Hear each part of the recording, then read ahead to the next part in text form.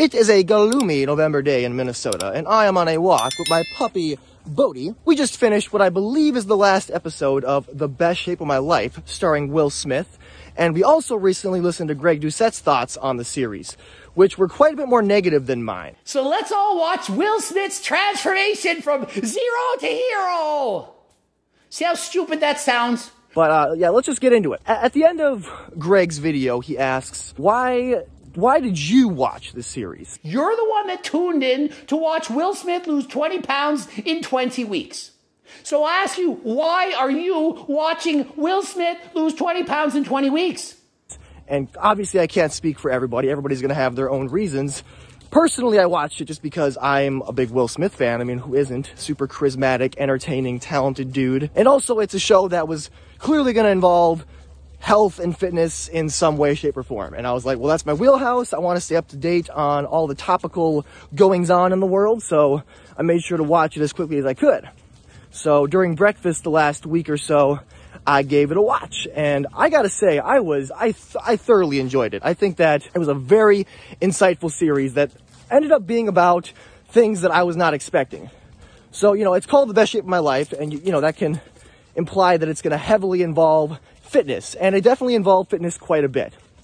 Now, the premise for the show is Will, he gained a bunch of weight in part because of a upcoming movie he's going to be in where he's going to play Venus and Serena Williams' father, and that required him to put on some weight. But on top of that, we also have the whole pandemic thing going on, and that contributed a bit to his weight gain.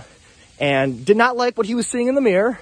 Like a lot of people, you know, experienced some health setbacks during these last couple years. And you know, you can call it an excuse, you can call it whatever you want, but everybody's got their own struggles going on, to each their own. We're all individuals. So it seemed like this was an opportune moment to kind of capitalize on Will Smith's situation and be like, let's make a series around it. And honestly, I don't know just how candid and just how real it all was. I don't know how much theatrics were used, because there's some pretty interesting, you know, occurrences that happen in the series that you wouldn't really expect. Some pretty dramatic moments, some pretty tough moments, clearly tough for Will in particular.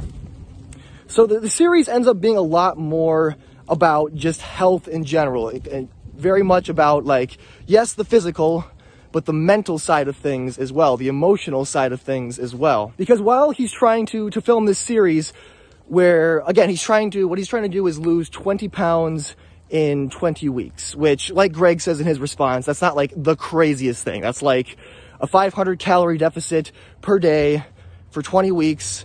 That, you know, that'll be about a pound a week shedding, you know, not like climbing Mount Everest here. Everybody's gonna handle a weight loss challenge in different ways. Everybody struggles with their own physical health in different ways because we all have different genetics and we all have different experiences and different interests. So we're putting Will in this situation where he has this deadline of like, I need to lose this amount of weight in this amount of time. But also, while that's all going on, he's trying to write his memoir. He's basically trying to write his autobiography, so he has deadlines around that too. So a lot of people counting on him. I had no idea. I was not prepared for the level of pain and drain that would be in this journey.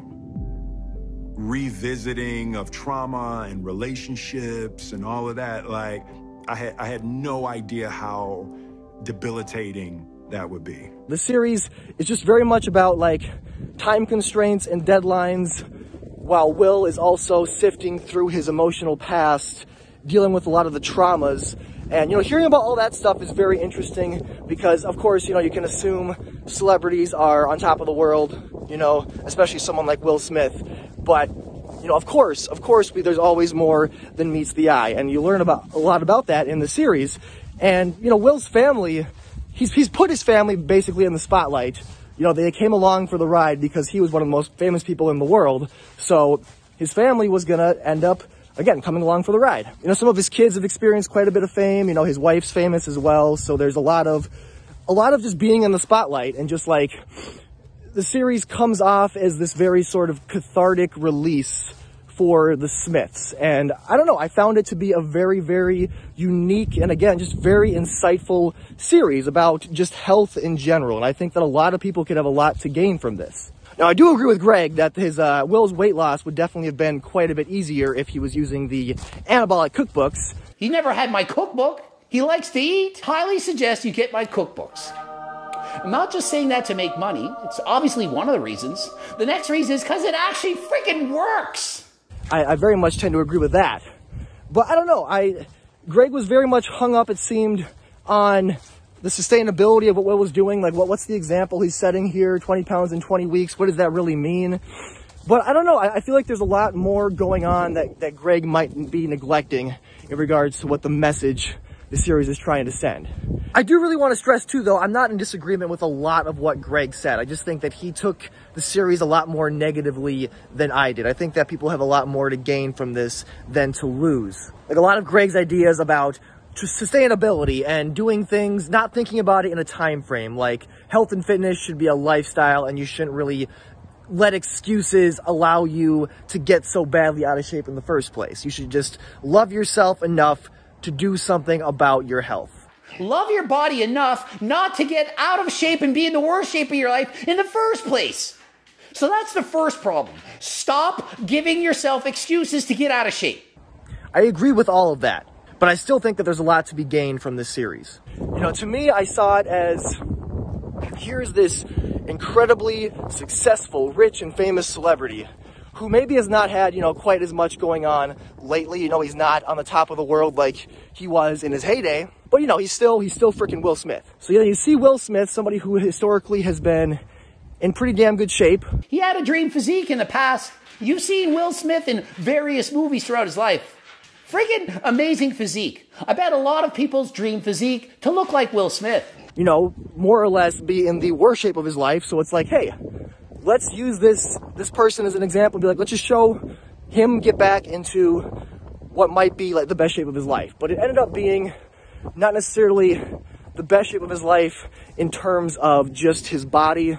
It's very much about his mind and his mental state and coming to grips with past traumas and, you know, making apologies as well, apologies to his family for any misfortune he might have brought upon them. But yeah, there were several moments throughout the show where I actually got a bit teary-eyed. It was definitely an emotional journey. But yeah, so I highly recommend you watch it. It was very well made, by the way, outside of like what the actual content was. Like, it was just very well shot and well put together. I majored in film in college, so I appreciated a lot of those bits. But yeah, for anybody looking for an entertaining, insightful, there's that word again, word of the day, motivational, inspirational, sometimes relatable series, I recommend you check this one out. I mean, it's free on YouTube, so why not? It's a pretty breezy watch. The episodes don't go much beyond 20 minutes. If you give it a watch, come back and let me know what your thoughts are down in the comment section below, or if you've watched it already and have thoughts to share, I'd love to hear them. And also, please like and subscribe to the channel. Would very much appreciate it. And Bodhi would as well. Lots of good videos coming your way. This one was pretty impromptu. I just decided to do it because, again, I just finished the series and I also just listened to Greg's thoughts. Thanks again for watching. Bye-bye now.